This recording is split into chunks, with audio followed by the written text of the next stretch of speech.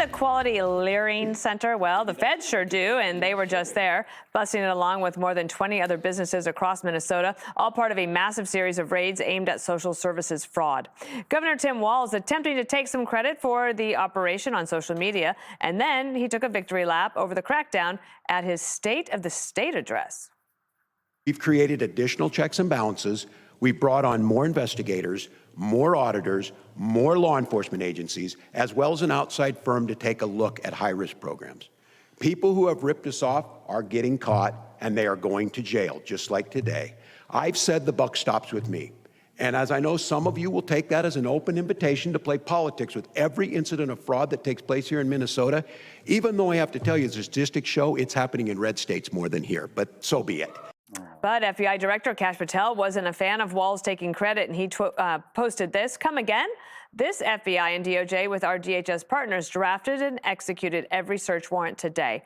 But go ahead and take credit for our work while we smoke out the fraud plaguing Minnesota under your governorship. Greg, I wonder, why aren't the Dems more mad that the fraud was taking place and taking money away from the people they say they want to help? Because, Dana, didn't you hear it's happening on both sides?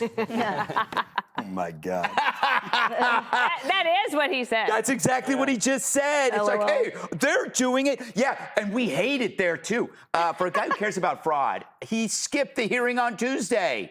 Even while he was in the damn building, he's trying to appear above it all when he's actually just swimming and drowning in corruption.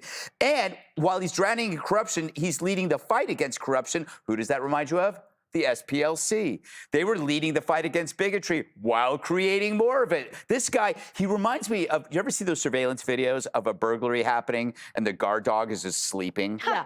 Yeah, he's like the guard dog, except it's worse. He's licking his junk. Makes me ill.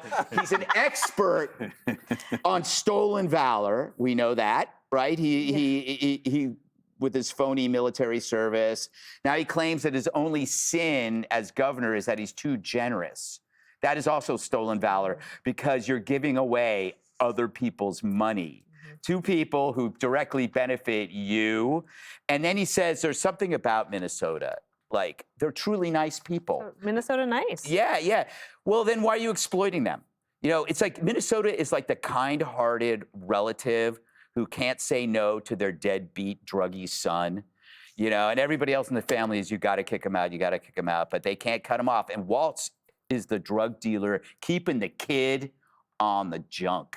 Ooh. Jesse, Governor Walz was if they'd had won, he would have been a heartbeat away from the presidency. Well, you know, if I was a Democrat, I'd want to know where the money went that we gave to Walz and Kamala. Yep. That's a fraud investigation that should be undertaken. Yeah. Beyonce might have. Yeah. I did a little walk around D.C. and Trump's redoing the reflecting pool. And so it turns out Joe Biden tried to spend $300 million repairing the reflecting pool in the Capitol. Trump is now doing it for $20 million. He's just hiring a guy who does pools that he knows from one of his clubs. And they're just, okay.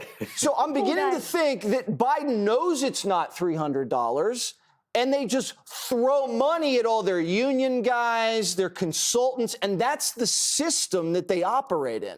That they're not trying to save money, they're just trying to throw as much out the door as they can to help all their buddies out, because that's what was happening here. Even after Walz was flagged that people were stealing, he still shoveled the money out. And that benefits all of his people because they all vote Democrat. Now, Vance is on this. And so if Vance is crusading nationally against fraud, this really puts him up a level in the race because it looks like he's doing something serious. Gavin's selling knee pads. Kamala's on a book tour for eternity, and he's actually doing something for the taxpayer. And this is something Republicans, Democrats, Independents all love. I mean, we feast on this stuff. We hear about a fraudster. We don't want to just kick him out of the country and throw him in prison. We want to spit on him. We want to break his ankles and lock him up and humiliate him. And half of these people stealing are immigrants. That pisses us off even more. And then you think about the inflation that this stuff drives. It kind of encapsulates every single problem in this country, and you just right down the middle on it. All right, we only have about a minute left, so I'm going to give 30 and 30. Emily, they executed the search warrants. You have to imagine that a lot of people thought this was coming. Do you think they tried to clean it up before they got there? Well, you know, who didn't think it was coming because they weren't told was the city of Minneapolis that specifically released a statement, Mayor Fry, saying, we didn't have anything to do with it. It's like, yeah, because you weren't told because you would have tipped off these people. Walz is the fraud. We know this. You cannot recast yourself halfway through the movie from defendant and denier to hero and reformer. You guys remember when the fraud was brought to light years after it was going on? He specifically said Republicans are using the fraud scandal as an excuse to target immigrants. He specifically said this is what happens when they scapegoat, when they no longer hide the idea of white supremacy. He called the messenger, a 20-year-old guy that uncovered it all, Nick Shirley, a white supremacist and delusional conspiracy theorist. He called the federal agents modern-day Gestapo, and now he is trying to say he was on board the whole time after he lambasted them from second one. No, and by the way, don't forget that these monies funded terrorism in Somaliland. So this goes way beyond him patting himself on the back because he's about to be on the other end of an indictment. Let the chips fall where they may. I said it the night that this story surfaced. I'm old-fashioned still. I think that everybody wants credit in law enforcement. Nobody wants to be held accountable. Look, if Walz and them didn't help, if it was all Mr. Patel and the feds, so be it. Whether it be Minnesota, whether it be Mississippi, whether it be California, New York, or Florida, I hope Nick Shirley goes to all of these states, and I hope you embarrass governors of either party, because when people use, Greg, I want to be clear, when people use both sides as a defense to try to defend themselves against crimes or ineptitude or fraud, I'm against. But when people say both sides because it's happening on both sides, that's a different story.